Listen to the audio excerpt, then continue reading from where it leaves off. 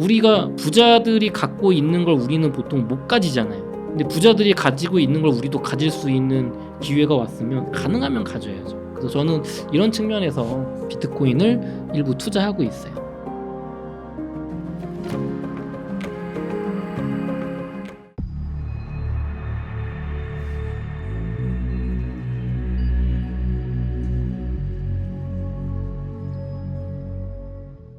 오늘은 거인의 정원의 남덕현 이사님을 모시고 이야기를 나눠보도록 하겠습니다. 덕현님 안녕하세요. 안녕하세요.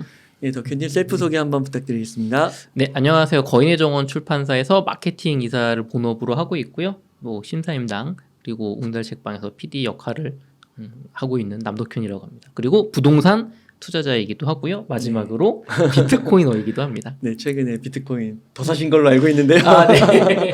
지난번에 비트코인 한 개 지르시고. 맞아요. 그래서 오늘 좀 또 어떤 이야기가 있었는지 궁금한데요. 아, 네. 비트코인을 뭐 한 달 정도 됐나요, 저희? 그쵸? 1 비트코인을 이제 한 달 정도 전에 제가 이제 6천만 원에 구매를 했었는데, 네. 결과적으로 한 방에 산 게 잘 된 것 같아요. 와, 그때도 이거 고점 논란 있었어요. 그러니까요. 그래서 야, 이게 맞나? 분할 매수해야 되는 거 아닌가 했는데 그 뒤에 하나를 샀고 그때도 잠깐 말씀드렸지만 저는 조금 더 비트코인 구매를 생각하고 있다고 했잖아요. 그래서 최근에 비트코인을 또 하나 더 샀습니다. 와, 그건 얼마에 사신 거예요? 되게 비싸게 샀어요. 되게 비싸게 9,500만 원에 샀습니다. 얼마 전에 그것도 한 방에? 한 방에 인생은 한 방! 분할 매수는 없다. 분할 매수를 하고 싶었는데 사실 네. 제 계획대로 뭔가 그러니까 자금을 좀 만드는 게 좀 꼬여가지고 그러니까 제 예상보다 너무 빨리 올랐어요 비트코인이. 저는 뭐 반감기 전에 한 3월, 4월이니까 3월까지는 뭐 한 6, 7천만 원대 있지 않을까 해서 약간 조금 여유를 부린 건 아닌데 그 정도 기간을 생각했는데 너무 빨리 오르니까 자금을 급하게 마련을 해가지고 일단은 9,500에 공포에 질려서 여러분과 같습니다. 저도 공포에 질려서 샀어요. 아, 더 올라갈까봐? 더 올라갈까봐. 포모. 그래서 샀더니 9,000에서 9,500까지 샀거든요. 그 다음에 하루 동안 8,500으로 떨어졌어요. 1,000만 원. 아, 그래요? 그때 웅달님이 최근에 맞아. 폭락 왔다고 찍었던 그때 손가락을 뭐 와이프가 왜 지금 사냐고 막 혼나고 그러고 나서 그러니까 저도 이제 투자를 뭐 부동산도 하고 뭐 주식도 하고 비트코인도 하지만 와 이거 정말 이걸 이겨내기는 어렵구나. 그래서 또 저도 좀 반성하는 하루가 됐습니다. 그래서 결과적으로 그러면 지금 시점에서 또 사신 다음에 일주일도 안 된 것 같은데요? 그렇죠. 얼마 안 됐죠. 그럼 지금 좀 수익률이 궁금한데. 지금 제 수익률은 지금 요 화면 보시는 것처럼 오, 네, 높은데요? 지금 제 수익률은 한 28%? 그다음 뭐 이더리움은 좀 높죠. 옛날에 샀으니까. 그 제가 비트코인은 지금 2개를 가지고 있고요. 야. 요거 말고 이제 다른 쪽에 한 0.4개가 더 있어서 제가 한 2.4개 있습니다, 현재. 그러면은 거의 전 세계로 따지면 네. 1% 안에 드시는 거 아니에요? 아, 그런가요? 근데 뭐 워낙에 쟁쟁한 분들이 많아요. 막 댓글 와. 보면 뭐 10몇 개 있다는 분들이 있더라고요. 그래서 요거를 개인적으로는 지금 한 2주 정도 뒤에 3개까지 좀 늘려보려고. 오, 그러세요? 더 사시려고요? 네. 그것도 한 방에? 그거는 좀 고민 중이에요. 이제 1억 넘었잖아요. 그죠? 그러니까 이제 1억이 넘으니까 너무 비싸져가지고 사기는 살 건데 한 번에 사기보다는 또 신민철 작가님 비트코인 슈퍼사이클의 저자인 신민철 작가님은 어제 저한테 한 달에 걸쳐서 300만 원씩 분할 매수를 해라. 300으로 분할 매수를 해라. 그쵸. 30일이니까 300씩 하면 9천만 원이잖아요. 근데 그것도 하루에 300씩 사지 말고 아침, 점심, 저녁으로 100만 원씩 3번 사라. 그러니까 하루에 한 번에 사지 말고. 그쵸. 오전, 점심, 저녁으로 나눠서. 이게 뭔가 이게 변동성이 크니까. 그쵸. 여기서 뭐 올랐다 여기서 떨어져도 요렇게 나눠서 사면은 뭐 정말 최저점은 잡지 못해도 고점은 피해서 중간점 잡을 건데 또 요즘 많이 올랐으니까 조정 올 수도 사실 있잖아요. 그렇죠. 그래서 저도 그 전략을 좀 가야겠다가 1번. 2번은 전고점을 뚫고 과거에 3번의 예로 봤을 때 전고점 뚫고 비트가 올라가면 이제 이더리움 같은 이런 알트코인의 상승률이 더 높았다는 게 있어서 그렇죠. 조금은 좀 이제 이런 알트 비중도 한 10% 내지 15% 정도 가져가 볼까 라는 생각도 하고 있는데 이거는 제가 확신이 없어서 일단은 비트코인만 좀 더 사는 걸로 그렇게 생각하고 있습니다. 그래도 매수 평균가가 7,800인데 네. 야, 이거 1억 넘고 나서 보니까 낮아 보이네요. 1억 넘으니까 그렇죠. 야, 이렇게 되는구나. 참고로 제 와이프는 4천만 원일 때 샀습니다. 한 0.4개. 아, 그래요. 네. 야, 와이프분은 어떻게 그렇게 그거죠. 저점에서 그러니까요. 더 잘하시네요, 투자를. 그때 웅달님이 저한테 막 사라고 그래가지고 샀는데 그때 더 샀어야 됐어. 그때 더 샀어요.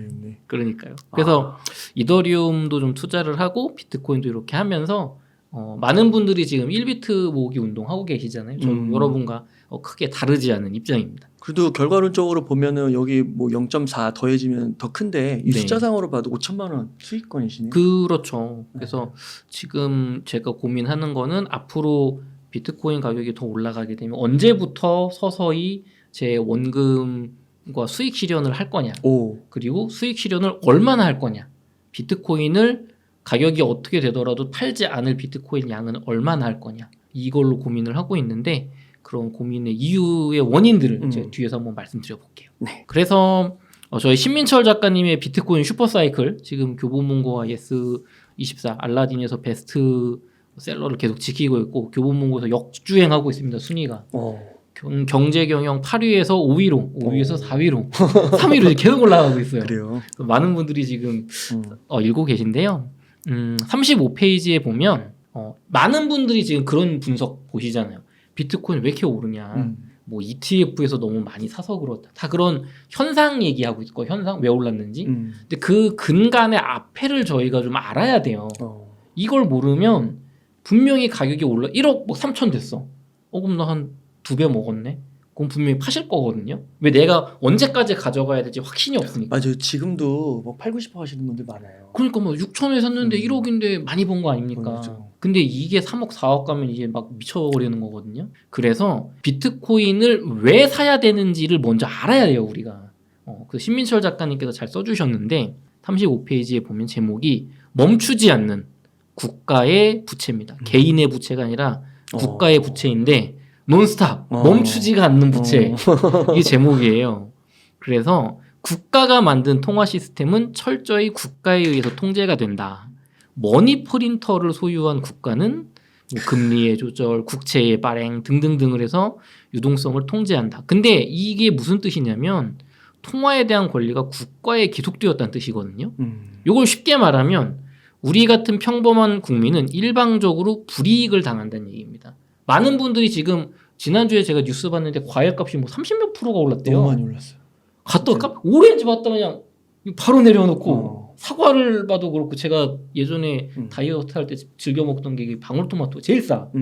방울토마토도 올랐어요 심지어. 그러니까 이게 사실 인플레이션이잖아요. 그러니까 이게 돈을 하도 풀어대니까 생기는 건데 일방적으로 당하는 거죠. 그래서 우린 당하는 거죠. 뭐 내가 결정했나? 내가 뭐 해달라고 했나? 근데 이런 거 결국 세계 경제의 돈을 풀어내는 게 이제 미국인데 미국의 부채 규모가 23년 10월 기준으로 33조 5천억 달러. 얼마인지도 모르겠어요. 근데 4개월 만에 33조 5천억 달러. 그러니까 4개월 만에 2조 1천억 달러가 늘어난 거예요. 그냥 달러 뜻 찍어낸 게. 그러니까 이게 지금 4개월입니다. 4개월. 네. 4개월 만에 2조 달러를 찍어낸 거예요. 그럼 이 찍어낸 게 전 세계로 흩어지면서 또 인플레이션을 일으킨단 말이죠. 우리의 동의 하나도 없이. 동의 없이. 나는 동의하지 않았어. 나는 물가가 안 올랐으면 좋겠단 말이에요. 근데 그건 관계가 없는 거죠. 이렇게 보면 여러분이 뭐 단위도 별로 와닿지 않고 그러실 텐데 이 그래프를 보시면 신민철 작가님의 비트코인 슈퍼사이클 책에 있는 겁니다. 1970년도에 미국 재무부의 부채 한도, 그러니까 그 빚을 진 달러 찍어낸 거 쉽게 말해서 그게 거의 0에 가깝잖아요. 그러네요. 그리고 보면 한 80년대까지 얼마 안 오르잖아요. 그 속도가. 그러다가 90년대 들어서 퍽 올라가다가 2008 금융위기 이때 이후로 막 올라가잖아요. 지금. 그러니까 지금 커브가 이렇게 빚이 늘어나는 게 아니라 이렇게 늘어나고 있잖아요. 그렇죠? 맞아요. 그러니까 이게 지금 전 세계에 막 부동산 가격 폭등하고 미국 지금 주식이 왜 그렇게 오르고 다 비트코인 이 원인이란 말이죠. 그러네요. 그럼 여기서 앞으로 이게 해결될 거냐? 예를 들면 이거를 좀 이제 미국이나 우리나라 국가들이 안 한다고 하면 그럼 뭐 현금 들고 있거나 비트코인 같은 구매력 자산 수단을 살 필요가 없는데 지금 빚 돌려막기로 하고 있단 말이에요. 그래서 뱅크 오브 아메리카 이거 뭐 저 같은 사람이 분석한 게 아니고 뱅크 오브 아메리카의 분석에 의하면 10년 뒤에는 지금 여기가 30조 달러 좀 넘었는데 50조 달러를 돌파할 거다. 33년에 멈추지 않는다. 멈추지 않는다. 이 제목인 거죠. 멈추지 않는 논스탑. 계속 찍어낸다. 그래서 결국에는 이렇게 돈을 찍어내면 우리 화폐 가치가 하락하니까 전통 자산인 주식, 채권 아니면 뭐 부동산 이런 거 사는 거잖아요. 계속 오르니까. 그런데 비트코인이 이런 분들한테 너무 매력적인 거예요. 사실은 여러분 보세요. 부동산 기사 보시면 부동산 소득 대비 너무 싸다. 그냥 완전 저평가다 이런 얘기 보신 적 있습니까? 아유, 못 봤죠. 맨날 거품 있다 그러죠. 네. 지금 엔비디아 요즘 좀 떨어지고 있는데 엔비디아 지금 막 그렇게 가격 오른 게 여러분 생각에는 이게 맞는 것 같으세요? 물론 이 전문가분 의견은 그러니까 미래에 더 벌 거다 그 얘기잖아요. 그러니까 다 미래에 더 벌 거니까 지금 가격은 괜찮다잖아요. 그럼 미래에 그렇게 못 벌면 그런 거거든요. 그러니까 많은 분들이 지금 이 달러를 못 믿는 게 핵심인 거예요. 달러를 더 이상 믿지 못하니까 다른 데 옮겨놔야겠는데 예전엔 금이나 은, 뭐 주식, 부동산인데 비트코인 이거 되게 좋은 것 같아. 그거거든요. 그리고 이거는 1988년도에 네. 영국 이코노미스트라는 잡지의 표지 기사입니다. 보시면 여기 밑에 보면 달러랑 엔화랑 뭐 파운드와 프랑 같은 게 지금 불타고 있어요. 독수리 밑에서. 독수리는 미국을 상징하죠. 그리고 10 피닉스 2018인가 16인가 이렇게 써 있거든요. 이게 Get ready for a world currency. 세계 통화를 맞이할 준비를 해라. 여기 1988년도입니다. 근데 2016년인지 잘 모르겠어요. 그러니까 한 30년 뒤에 요게 탄생 이런 독수리 이게 불사조잖아요. 불사조. 불사조는 죽음에서 부활하는 새거든요.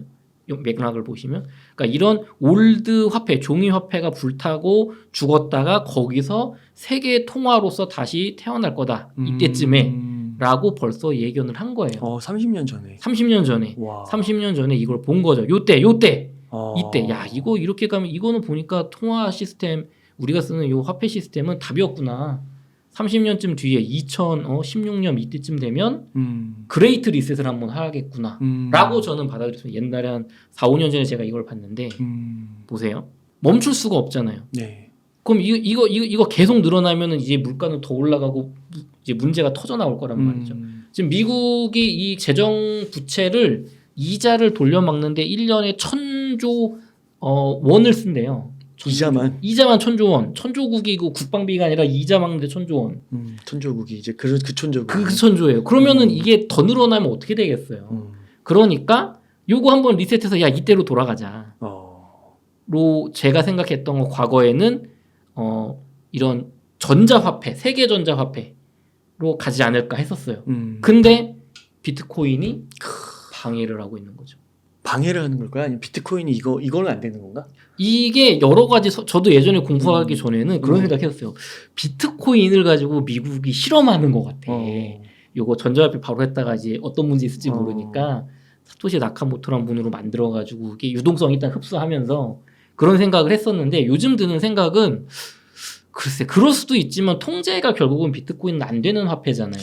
그러겠네요. 국가들이 어떻게 찍어낼 수가 없으니까. 그렇죠. 원래 마음에 안 드는데 지금 SEC 승인도 그냥 억지로 한 거잖아요.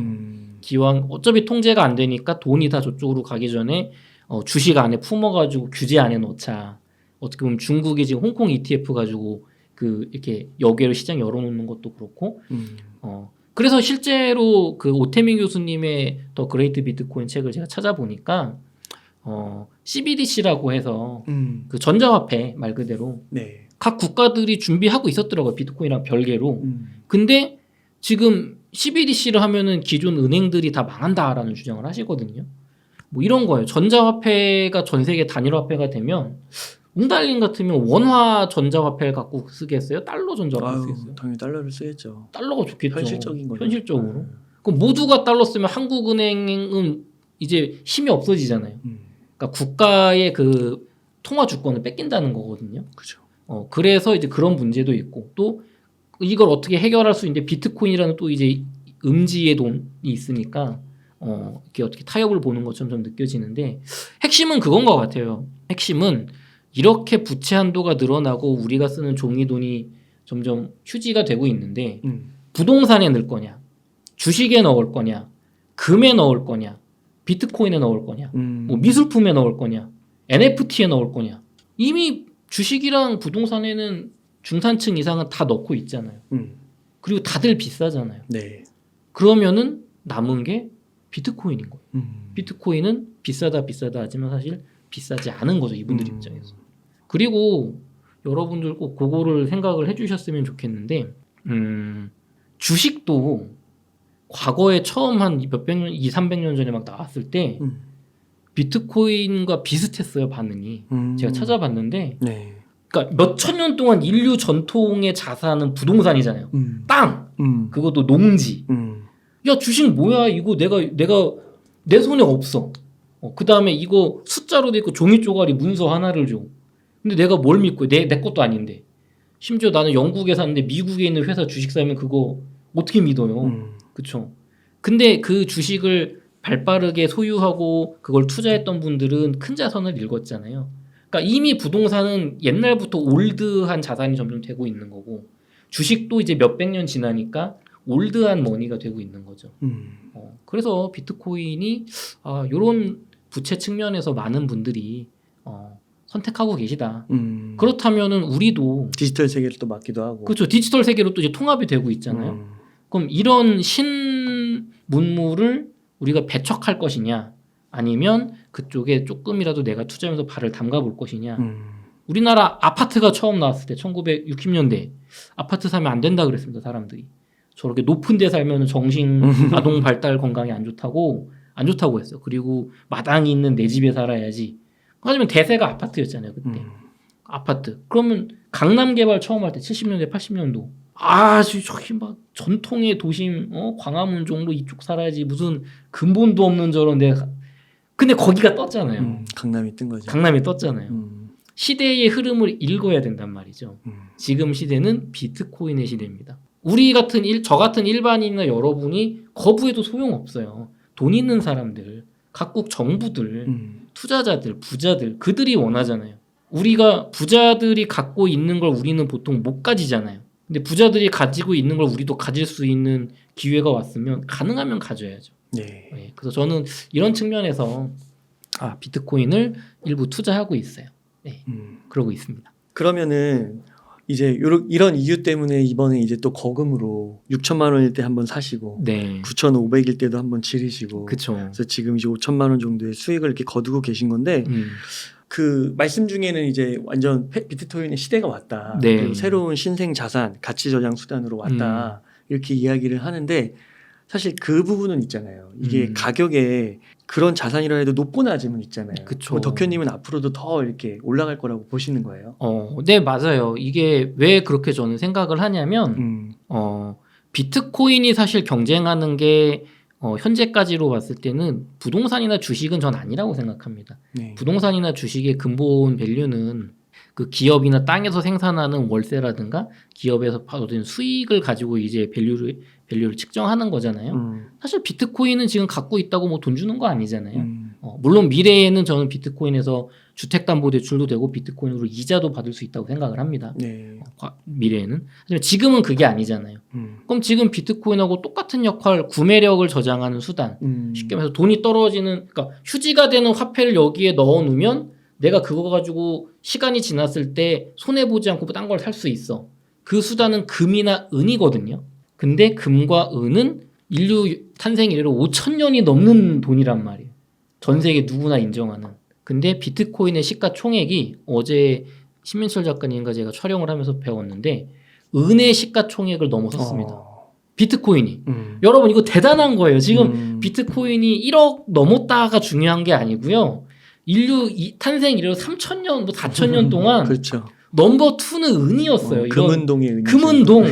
금은동이잖아요. 금은동, 금메달, 은메달, 동메달. 옛날에 청동기가 좀 비쌌던 시대가 있거든요. 청동, 기마상 이런 거 비쌌는데 어쨌든 인류는 1등이 금이고 금은 근데 너무 고액이니까 이제 중서민층은 은을 가지고 돈을 썼단 말이에요. 실질적으로 구매력 조장 수단으로. 근데 그 은을 지금 15년 된 비트코인이 4,000년, 5,000년 역사의 은을 총액으로 이겼다는 건 대단한 겁니다. 근데 많은 분들은 여긴 관심이 별로 없죠. 그러니까 이거는 지금 근본적인 변화가 일어나고 있는 거예요. 그러니까 이게 멈추지 않는 국가의 부채 여기서 우리가 일반 사람들이 뭐 네. 중산층이 아니면 서민층들이 살아남으려면 네. 이 인플레이션을 이기는 뭔가 이 가치를 저장해 둘 수 있는 그쵸. 보존해 둘 수 있는 아니면은 이제 그거에 이상으로 오를 수 있는 그쵸. 그런 걸 사야 되는데 이제 거기서 이제 비트코인을 보신 거다. 그쵸. 오, 네. 그래서 이거를 저 같은 서민이 봤으면 이 가격이 될 수가 없죠. 부자들이 본 거예요. 네. 돈 있는 사람들이. 지금 어마어마하게 사고 있는 거죠. 네, 지금 실제로 금 ETF에서 유출된 그러니까 금 ETF는 지금 그래프가 이렇게 유출되고 있어요. 맞아요. 근데 비트코인 ETF는 이렇게 올라가고 있어요, 정확하게. 금과 은도 좋은데 거기에 부자들이 뭐 1%, 5% 자산 저장해놨던 거, 그리고 여기 2.5% 여기 비트코인에 2.5% 옮기고 있는 거예요. 왜 이거가 더 유망해 보이니까. 네. 가치 저장 수단으로 좋으니까. 좋으니까. 실제로 금은 2000년대 초반 이후로 10년 정도 동안은 물가 상승률 이상으로 상승을 했지만 지금 20년으로 보면은 물가 상승률보다 상승을 못했다고 나온단 말이에요. 그럼 사실 구매력 저장이 실패한 거죠. 그렇죠. 그러니까 이거 금이 이제는 아닌가? 하지만 전통이 몇천 년 역사가 있으니까 다 빼진 않는 거죠. 근데 우리는 지금 현금 들고 있다. 이러면 안 된다는 겁니다. 네. 네, 그래서 많은 분들이 야 그럼 비트코인은 뭐 다르냐 나중에 막 찍어내는 거 아니야 이렇게 생각하실 수 있잖아요. 제가 비트코인의 결정적인 매력을 느낀 이유는 디플레이션 화폐이기 때문입니다. 신민철 작가님의 비트코인 슈퍼사이클 책에 따르면 법정 화폐들, 그러니까 우리가 쓰는 이 달러나 원화의 가장 큰 문제는 국가가 일방적으로 찍어낸다. 그렇죠? 그래서 우리의 구매력을 강제로 삭감한다가 네. 있거든요. 근데 비트코인은 발행량이 끝없이 증가하지 않아요. 정해져 있죠. 정해져 있어요. 2,100만 개. 그리고 그 발행량이 중요한 게 줄어들어요. 갈수록. 반감기. 지금은 하루에 900개. 이제 4월 지나면 뭐 450개. 600개인가요? 네. 한 달에 450개. 450개. 그러니까 줄어든단 말이죠. 이 매력이 뭐냐면은 왜 강남 부동산이 오르냐면 강남이라는 땅은 되게 한정돼 있잖아요. 거기에서도 사람들이 살고 싶어하는 땅은 한정되어 있는데 거기에 더 이상 아파트나 주택을 못 지어서 그런 거예요. 재건축해서 조금 올라가지만 몇 세대 안 되잖아요. 그러니까 강남이라는 땅에 내가 많은 사람들이 원하는 아파트를 공급을 제한적으로 할 수밖에 없기 때문에 가격이 다른 데보다 많이 올라가는 거란 말이에요. 근데 여기 강원도 뭐 허허벌판 이런 데는 공급을 많이 해도 살 사람이 없죠. 원하지 않으니까. 근데 비트코인은 그게 제한적으로나마 공급이 되잖아요. 어쨌든 강남 아파트 재건축을 통해서. 금도 조금씩 캐잖아요. 비트코인은 반으로 줄다 나중에 딱 끝나는 거예요. 더 이상 발행이 아예 안 돼. 그리고 그거를 바꿀 수가 없어요. 이미 비트코인을 보유한 분들 50% 이상 이걸 뭐 다 동의해야 되는데 그거 동의하면 이제 물 타는 거니까 내 가치가 떨어지잖아요. 그러니까 굉장히 가능성이 낮죠. 그러니까 이렇게 좋은 화폐인데 가치 조장 수단인데 사람들이 원한다. 안 살 이유가 없는 거죠. 그리고 실제로 지금 가격이 증명하고 있고요. 가격이 증명하고 있고. 그래서 저는 사고 있습니다. 그렇게 해서 1비트코인을 더 지르신 거군요. 그렇죠. 조금 더 사야 되지 않을까. 너무 늦은 거 아닌가. 앞으로 또 하나 더 질러서 네. 3.5개 정도 맞추시려고 하는 거죠. 네, 제가 조금 있다가 그럼 지금 사면 늦은 거 아니냐라고 생각하시는 분들의 의견에 대한 답변도 한번 준비를 해보겠습니다. 네.